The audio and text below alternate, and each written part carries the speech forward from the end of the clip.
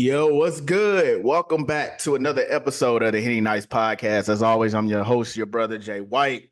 First things first, make sure you like and subscribe to the podcast wherever you're listening to this at, whether it's Apple, whether it's Spotify, whether it's SoundCloud, whether it's Google, wherever you get your podcast from, man. Make sure you tap in, like the show, share the clips. And as always, man, I appreciate all that love and support. And then secondly, if you're looking for Henny Nice merch, make sure you click that show notes area in the podcast where you see the link tree, and then it'll take you to the merch store and plus anything Henny Nice related. That's where you get your tees, your crew necks, your hoodies, whatever you're looking for. You tap in there, and that's where you're going to get the Henny Nice merch as well. Now, I got a really dope guest on the podcast today. Me and this guy went to high school together, and he's doing some really innovative and great things. And I wanted to get him on the podcast to, of course, share his story and also speak to what it is that he's working on and what he has going on. So I got a fellow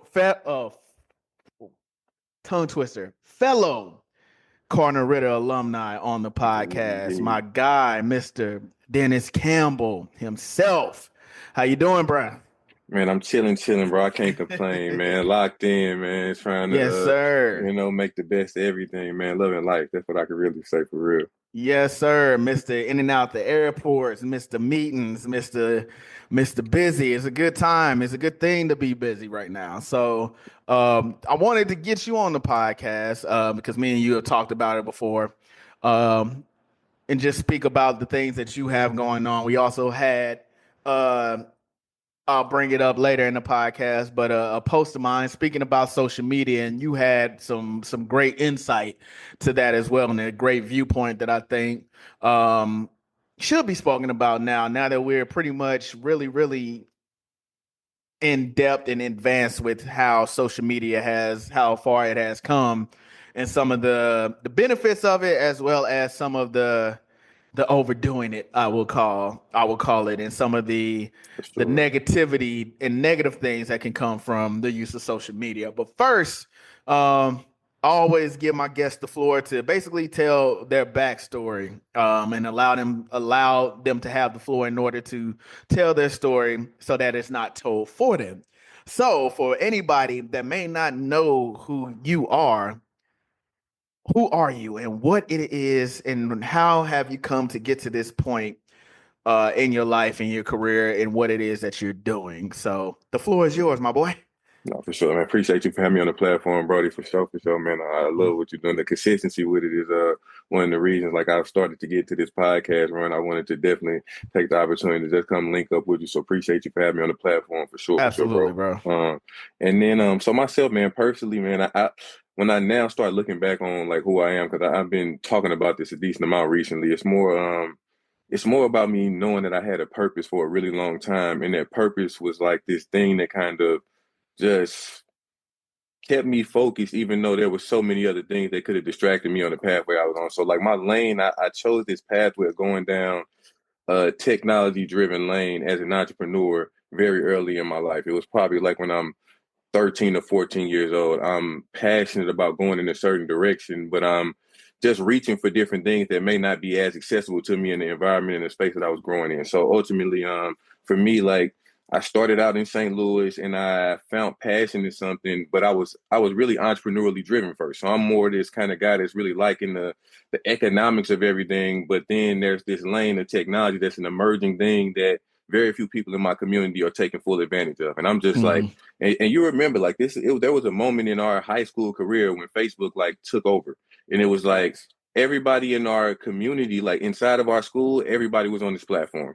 So now there's this platform that's digital, and we actually got to see it happen in real time. It was like, no, everything was like, you got to be at a location or you got to call people on the phone. And then this thing happened that like just said, okay, everybody can commune here.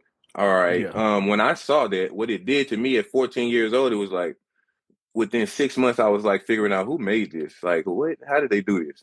Then after I figured out it was some college kids, that's when I was like, okay, I know I'm in the right spot, because I'm just in my head, I'm like, let's get to college. Let's go figure out how to do stuff like this. So this is just the spark of the seed of what like has taken me these past like 15 years professionally. I'm just like, nah, man, if a college kid can do something like this with the internet, man, and you remember like when we're doing this, our parents, the faculty, the administration, they have no idea this stuff is happening. They Right. don't even know what this is. They're just like, get this thing is a distraction. They're looking at all Yeah, this stuff right, right, like right, this. right. And I'm looking at it like, no, no, no, no, no, man. Even if y'all not telling me that this is the thing, I know this about to be the thing. And I need to Mhm. figure this thing out.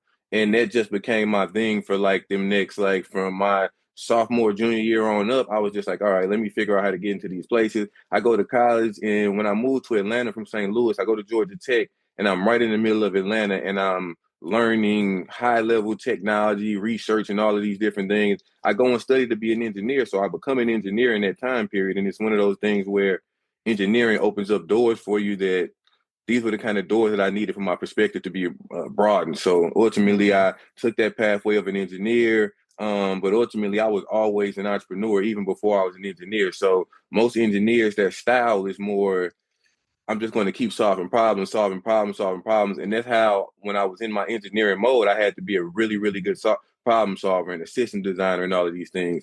And it allowed me to really, really define some and harden some of my skills. But my innate desire to want to be in the best position I can possibly be in economically always drives me to want to be an entrepreneur and figuring out how to get the most equitable share of whatever I'm putting my energy and time into, if that makes sense. So that balance is something that, you know what I'm saying, it's conflicting when you're in the education system, but ultimately I was naturally just gifted enough to just tap into the frequencies of use the education system to open the doors up for the other places that you're looking to be in because it's very confined in the way that it was guiding. So I ultimately, I've always excelled in education, but I just always looked at it as a place that it benefited me so much in so many ways. But I know that if I didn't take my wings outside of the education environment, I wouldn't have been able to be the type of entrepreneur and business owner that I wanted to become. So that ultimately opened doors up for me at the end of Georgia Tech. I have some amazing relationships. One of my guys, he had some relationships in the entertainment industry. We started this platform in around 2012, 2013. It's called Yo Pima. Ti invested a decent amount of money in that platform with us. This is like my first thing out of college. So we built some patented, innovative technology, and it allows us to, you know what I'm saying, do some really, really impactful things in the market. And from there, I learned a lot of stuff, you know what I'm saying? And it just kind of started this like large scale, what's the next biggest innovative thing I can do in technology kind of cyclone from 2012 all the way up to like right now. And it's just kind of keep ballooning and ballooning.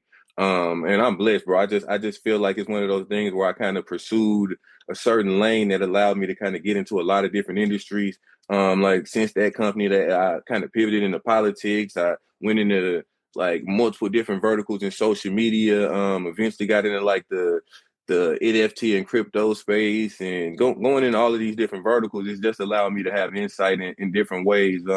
That's now allowed me to remove my like I'm still an entrepreneur because I'm always building things, but like my Mhm. mindset is now more of an executive where I literally am always thinking about what are the systems that I need to have in place to keep this stuff running at the highest and most scalable level. How can I keep teams and groups organized? And I actually like this spot a lot more. It's just a different shift because you actually have to kind of remove your hands from things a little bit more and kind of let stuff breathe a little bit. So I'm in that process of adjusting. But me, all in all, now, bro, I'm a family man first. So like me, my wife, we out in California now. Like I was in Atlanta for like 12 years. I moved out to Cali at the top of 2020. And we're literally in the process of just building our family, building the foundation. And I'm really locked in on doing it from a couple of different verticals. So technology and business have always been my things. Now I'm really just focused on kind of being something in our community that kind of can show a more just diversified way to see opportunity in the tech industry. Because now that I've kind of had the opportunity to see companies sell and a number of different scenarios, I've had the opportunity to be a part of building really high power technology and being a part of these really large scale tech companies. It's allowed me to see things that just has broadened my perspective in ways that just living in California shows me things that I know about the tech industry that I know people from our community need to understand. And right Mhm. now, while I've spent all of these years really being focused on just solving the problems to get access to the right systems and networks and pieces. Now it's more about me understanding that me solving problems now becomes more intentional about just the types of communities I feel like need to be taking more advantage of what's happening in this industry right now, because Mm. it's like a gold rush, and I'm just more looking to be more of a vehicle and a conduit for our community to come into this gold rush. But there's just things that we all just got to see a little bit, because like now I have a consulting firm, so I do two big things. I didn't talk about the things I do right now. I'm gonna talk about that, then we can just dive into everything else. But the last two things I do, I primarily do two things. I have a service vehicle, which is my consulting firm. My consulting firm is called DNY Enterprises. Literally, all I've done in that company is package my 15 to 17 years of experience in the tech industry, and my experience, my knowledge, my technical and engineering skills. I package them into a consulting and coaching service, and I just help people. Like I've had upwards of about 20 clients throughout the past year and a half or so of running this business. But all I do is help people that want to figure out how to make technology an asset, figure out how to understand how to do that more effectively. I help them build out management and development teams, of course, to build technology, but I also help them understand how to make sure that they can maximize the technology they develop and build. So I'm not just helping people build things that end up not being optimized in the most effective way. And it's really just it. So instead of me operating as a development firm, I operate as a consultant. That company operates, and I just help people. And I also do coaching, and I do public speaking, and I have courses now, all those different types of things. And I'm just focused on developing. And now a lot of what I'm doing is really just trying to get more exposure to that platform and that vehicle, because it's working. Like I'm helping people. I just know that now it needs to kind of like, I need to expand the reach of what that is. So that's one of my big things. That's really just how I'm using what I've learned to help other people come into this industry, in this space, from whatever lane they operate from. And then my other vertical is what I'm doing in the immersive tech space on another world experiences. We're building out premium, accessible, immersive technology experience spaces. So basically, you put on VR headsets, you go in and not just play shoot 'em up games and all this kind of other stuff. You kind of have the opportunity to explore a number of different verticals with the technology. Do it in a comfortable and a kind of like communal place. You and maybe a few of your people. It's more like a premium kind of Top Golf kind of vibe that gives you the opportunity to go in and like do a number of different things with VR tech, whether it's gaming, whether it's film, art. There's a number of different verticals, education, all these different things become opportunities for us to kind of build verticals in that space. So that's the other primary thing I'm focused on right now. We're looking to open up a spot later on this summer in the Loop. We're developing a couple of different things to really bring a certain amount of impact with OAW to the St. Louis community right now. So that's the other big thing that I'm doing right now, just to kind of take what I have, the gift that I've been blessed with, the opportunities and experiences, and really just trying to find the most effective ways to really bring the community, bring myself into the community as more of a service vehicle and a conduit to a space that I feel like more of us need to be in. Absolutely. Yeah. That is all and then some of what that man does. He has a hat in every realm it seems. And we're gonna get back to that gold rush, that gold rush coming, because there is a gold rush, especially with I mean, AI has always been around, but now it's more so prevalent in everything, whether you want to accept it or not. It is For sure. everything. So going back to that, you made a great point about the entrepreneur uh aspect of it, where you say, it's not just entrepreneurship, I'm also an executive. And I think that's something that yes, entrepreneurship is glamorized a lot. Got to work for yourself, got to own something, got to have something, and things like that.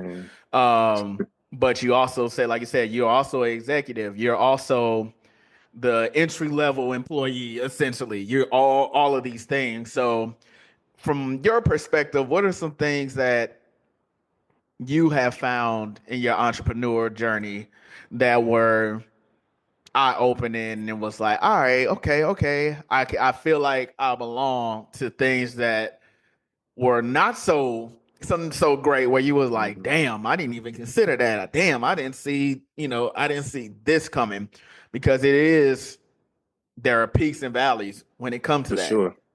So speak to some of those situations, and kind of that testimony in regards to just the eye opening uh experience and landscape that is entrepreneurship.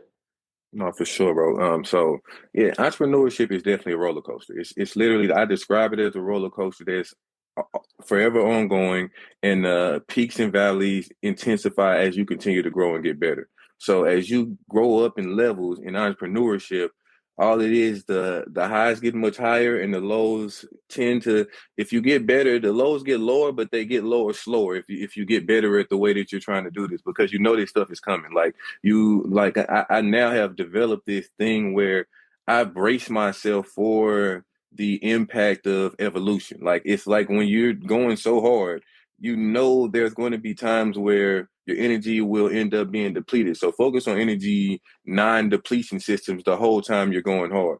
Figure out how to balance out your mind. Figure out how to keep your spirit and your physical and everything balanced out. So when I could talk about some of the hard, like this is where I'm at now. Like I'm at this place now where I am very intentional about the balance. But in the past, for me to grow, it was more, there was plenty of trial and error for me to get here. It was more like I had to go to the valley multiple times. I had to thrust myself into environments where I'm the lowest man on the totem for me to figure out how to understand things that are leaps and bounds in experience and knowledge ahead of where I'm currently at. So like I'm jumping around to people that have 20 to 30 to 40 years of experience and saying, how can I absorb as much of that as I can?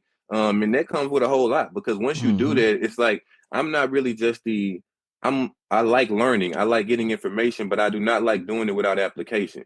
So if I go get around a bunch of people that are figuring out ways to maximize all of these different things, strategies, systems, personalities, relationships. They're maximizing all of this stuff in a number of different ways. So I would say probably the first time that I really probably hit a valley professionally, I would say it was a time when right, literally, this was probably right after I got out of college. So I'll go after when I first started my professional career. When we launched the first company that we had that was supported by the entertainment industry, it was in an amazing position for us to do a lot of amazing things. We were making innovative technology. So, like, my focus has always been I don't want to try to solve the problem of yesterday or the problem of right now. I only want to work with the teams of the people that are trying to solve the problem of tomorrow. Because if I can work on that kind of stuff, eventually I can maybe catch a curve or be able to be a part of super fast hyper growth so I'm always working in that space and I've had the opportunity to do a lot of those things like see the hyper growth. But before that happened, I was in my first technology company and I'm fresh out of the research labs at Georgia Tech. We come out of the research labs and we're really, really good at making dope technology and innovating and coming up with really dope ideas that solve problems that might be really, really far away, but people know they're coming. If you do that and you're too far away from the market and you're trying to start a business, there's a dilemma that you have because you solve this problem that might be a good solution for 5 years from now, but right now people are looking for solutions that are for right now or maybe 12 to 16 months from now. So if you're looking for somebody to invest in this in the long term and the solution isn't scalable to until this later on, so like something happened. So we had a technology. It was a, you know what geofencing is. You heard of geofencing before, correct? Right. So geofencing is a technology that like in the early 2011, 2012, it was in its infancy stages. So me and some of the guys that I was in school with at Georgia Tech, we chose to start trying to make a business and we made it around some comparative methods of geofencing. So basically saying there's this many people at this location, there's this many people at this location, you can take this data and do almost anything you want to do, whether it's advertising, targeting, whether it's all of Hmm. these different types of things. So we created some systems and methods that got us patents around that strategy with geofencing. We built a social media platform that worked with the entertainment industry really, really well, but we had to literally build the geofence infrastructure, which while we raised some money, we didn't raise enough money to build the entire geofence infrastructure across the whole America. So that caused our business to have a lot of different bottlenecks and different things because it literally was a growing business. There was a lot of good things that were happening, but ultimately the cost and the infrastructure, the technology, given that technology hadn't advanced enough for it to be as feasible as it is currently, we were in a tough spot in business. So while Hmm. we had some good technology, a good solution, focused on a really good problem, the infrastructure wasn't in place for us, and we were building without accounting for what the infrastructure would do to our business, which ultimately cost us.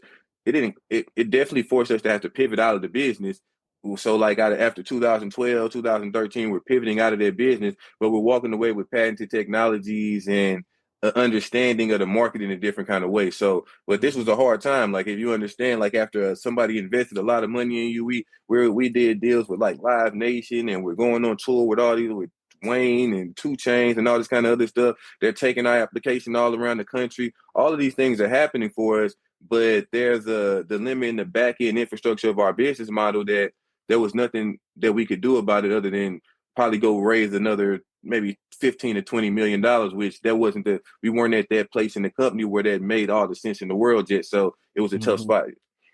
But yeah, that taught me a whole lot. That taught me that I need to keep learning. But one of the greatest things that I took from being in college, like Georgia Tech, just taught me not really like you learn a lot of stuff in college. Like you, of course, like I feel like networks and people that you meet in college are really good. But like one of the things that I really took from there was how to learn, how to keep learning, how to be okay with going through the hard parts of learning hard things and having it. You can't just read to learn certain things. Like you literally have to go do some stuff. You got to run some tests. You have to actually actively pursue whatever you're trying to get accomplished. So that taught me how to like deal with difficult things. But that difficult moment right there when we literally had a business that was growing, but had a something that was like a stake in the side of it that prevented it from actually soaring.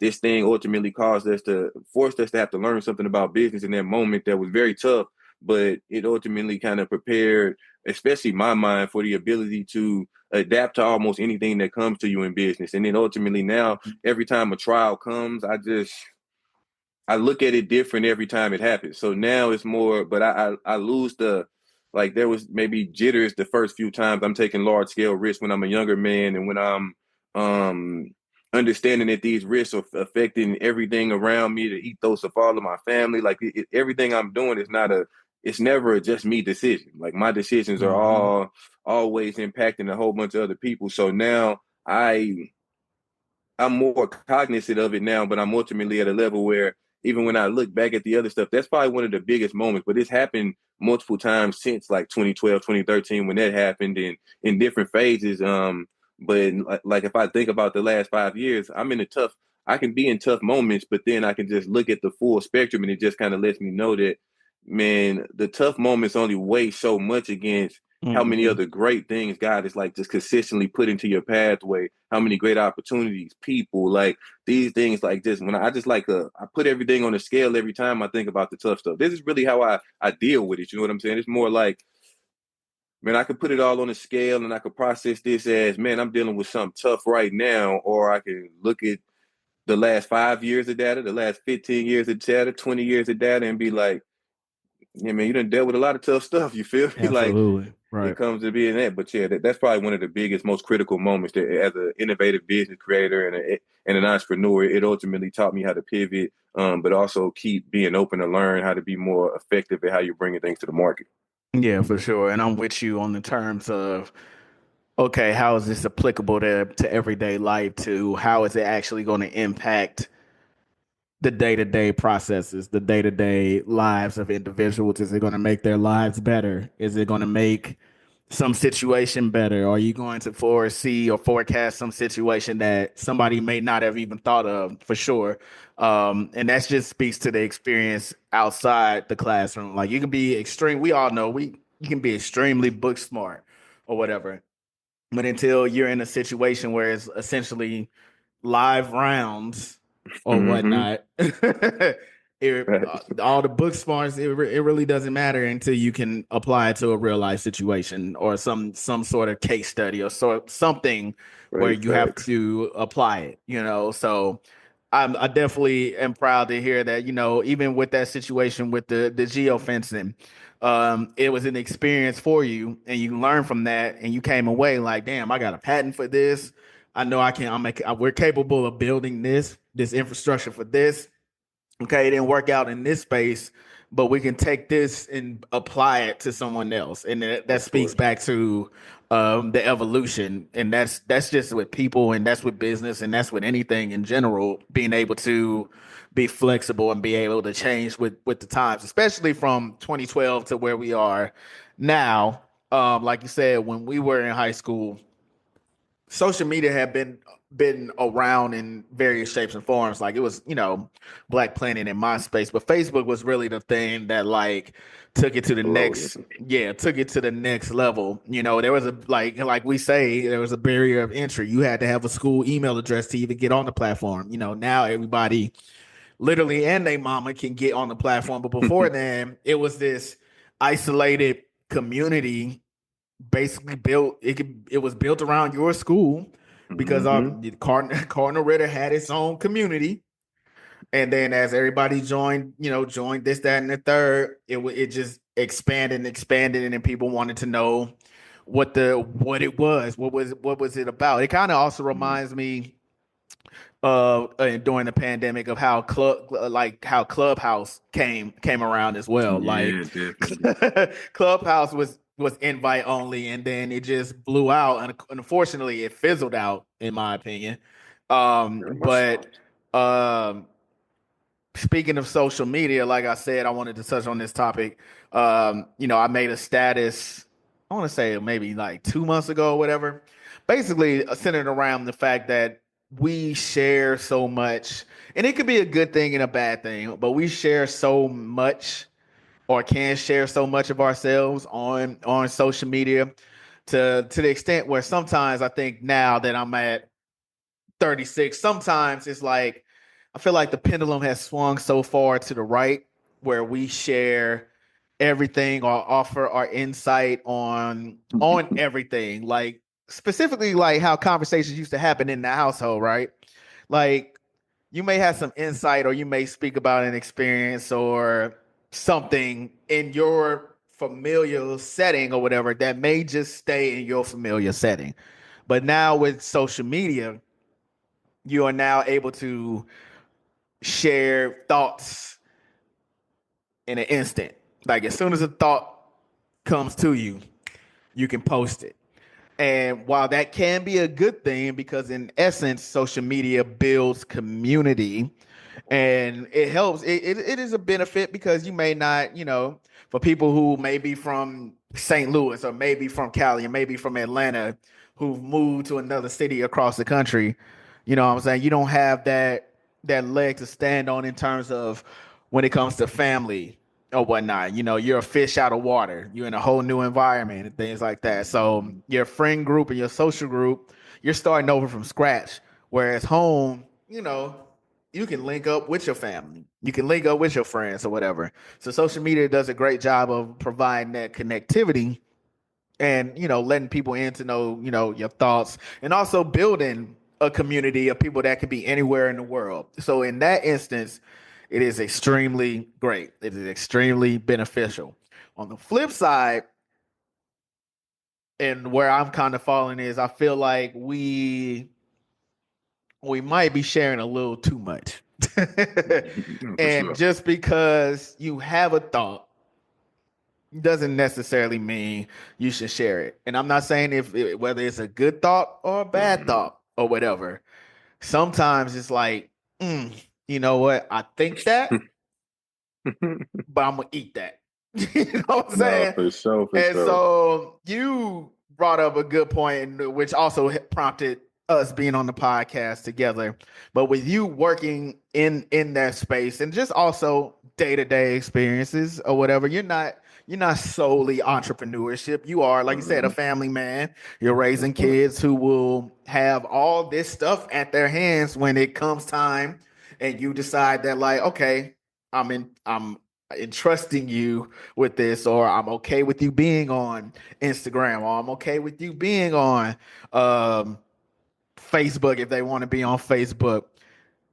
I want to hear your opinion as well in terms of just kind of like that pendulum. Like No, for like sure. I said, I feel like it's way on the other side right now. We kind of need maybe a little course correction to be like, all right, just because you can doesn't mean you should. So, what are your thoughts about No, for that? sure. I got you. No, for sure. This topic is a great topic. So ultimately, the thing about social media that people sometimes don't want to process, because what you're saying is right. Like there is a thing of this sense of it's okay to overshare because they've created an environment on social media now where it's not about anything other than something that can garner someone's attention. And the freedom of thought that's happening there is what Twitter created. Like Twitter created this environment where speed, because they fuse communication technology with media technology. And when you fuse communication and media the way that social media has done, it's now created this blurred line of CNN or you just talking to people. Mm-hmm. And it's like it's blurred and it's ultimately so blurred that like we have to there's like a new normal. The new normal is something that we have to like figure out how to process because there's going to be a generation of people that like Casanat will live his whole life in front of the internet. He will just like he will probably have 60% of his entire life will probably be on the internet. Just how he's living. Mm-hmm. Like, and it's allowing him to become sustainable. He has more, like, it's allowing him to do things that our generation, we were on these platforms, we've been using them, but that normalcy of like us just putting everything like, I'm not about to put it, my whole life would not be on the internet. I'm just not that person. I'm not going to ever be that person. I probably put a decent amount of what I choose to put out on the internet because I use the internet for what I feel like it makes sense to use it for, and I don't allow it to manipulate because it's a very manipulative tool. Like it's just another media machine that has the ability to skew messaging. Like, and I look at all this stuff very actually exactly what it is, but I understand what it actually is the necessity for the connectivity that's needed. Like the connectivity of Facebook and Messenger and Instagram and these things are necessary for humanity to continue to evolve the way it's evolving. But how Mm-hmm. we choose to communicate is a thing about how people have evolved to understand self-work and work to other people as well. Because when you're just looking for attention and you're not assessing worth and value, you might do something that may compromise things or may be willing to do Mm-hmm. something that's a little bit more compromising Mm-hmm. because you're looking for something other than what you naturally probably should be looking for. Mm-hmm. And we can't like people can do whatever they want to do on the internet. There's some people that there's a part of who they naturally are that makes sense for them to be a certain way on the internet. It might not make sense for everybody to be that way on the internet, but like that thing that you're talking about, that oversharing thing, it's like a people need to find the healthy balance of what is the thing that they are supposed to be sharing properly. If they're going to be a person that's consistently on the internet, what's that thing that's supposed to be the part that you share, and what are those other things that like you probably should just spend less time about that on the internet. And it'll probably once people understand that, because it's still a thing what you consume, what you put out.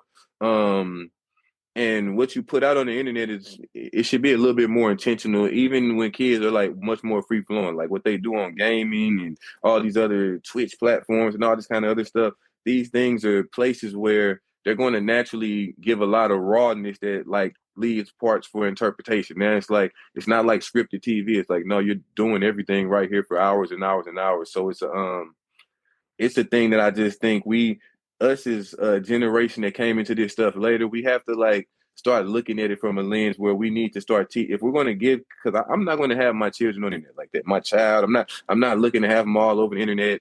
There will be a point when I know he's going to need the internet, and he's going to be more mentally prepared for how to use the internet in a healthy way rather than using it in an unhealthy way. Because I can't control how he uses the internet, but if I can help him understand a purposeful way to look at using this tool, then he probably won't get lost in all the other dogma that's on the internet or won't get confused about some of the things that happen on the internet that are naturally meant to confuse people. But it's those thoughts that you're talking about, those are the things that like is everybody even ready to process you talking about that, and are they going to process it the way you're thinking they should process it? Is you got a few thousand people following you on here, a few thousand people over here, that messaging, while it might, what I'm saying, it might be a smaller sect of people that may resonate with that. Once you understand how to purposely use these platforms, you're going to post stuff that is going to resonate with the people you're posting it to, and it's not going to always, what I'm saying, hit miss base or whatever, or be off kilter for what should naturally be on an open forum communication channel, not just a media platform. It's an open forum communication channel, which you just be in the room, say the what I'm saying? Like, or would you be in a natural conversation and just pop out and say this? Or it's one of those kind of things. That's why they have groups. That's why they have all these other smaller subsets on the internet for you to kind of get more, say granular. But on the open forum, there's definitely should be a much better level of decorum. You know what I'm saying? Like Mm-hmm. they should be a little bit more tactful. Yeah, and these and like you said, open forums and uh dark web and chat rooms and all that stuff. That stuff's been around Hmm. forever, since mugs had dial up. You know what I'm saying? So Exactly. You that's already not know. it's not necessarily new. I think it's just because like we have been in it for so long, like literally the infancy stage of most of these platforms and have been in it for so long. And engagement farming is a thing. So Hmm. again, like you said, it speaks to the values, and we can never know. I mean, you can see it when someone is intentionally trying to um stir the pot. I'll just say stir the pot Hmm. or whatever. So, and then also there's also the other side that somebody might not think they stirring the pot. Somebody, may need that, made to get that off of that chest. They may need the dopamine hit of community and like-minded people. Who knows? We'll never truly know. I mean, look, the engagement farming not is pretty self-explanatory. Like No, that for when you sure. see it. But outside of that, in that subsect of people, you never truly know. So it's just interesting because when you kind of remove yourself from social media a little like a Yeah. little bit by a little bit, you start noticing No, I stuff. know. I stuff live. start noticing stuff and seeing stuff a little different. So it's kind of like, all right, what's really going on?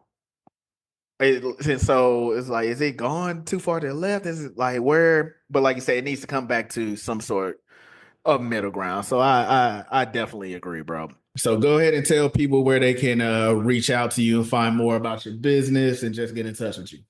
Yeah, for sure. You can reach out to me at Mr. Biz and Tech, Mr. Biz, the letter N Tech on Instagram. I'm also on LinkedIn too, Dennis Campbell. My two businesses, DNY Enterprises. You can go to dnyenterprises.com if you're interested in any of the services that we provide there.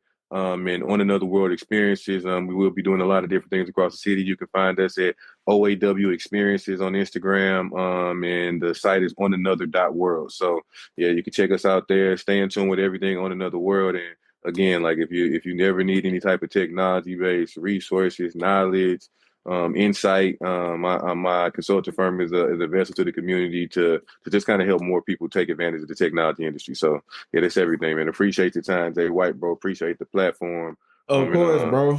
yeah, you already know what time it is, Of buddy. course, bro. Next time you got anything else going on and you back in the city, feel free to hit my line, bro. Like I said, you can come on anytime and talk about whatever, man. So, like I said, I appreciate you coming on. It was a long time in the making. And so until next time, we'll holler at y'all later. Peace. Yeah.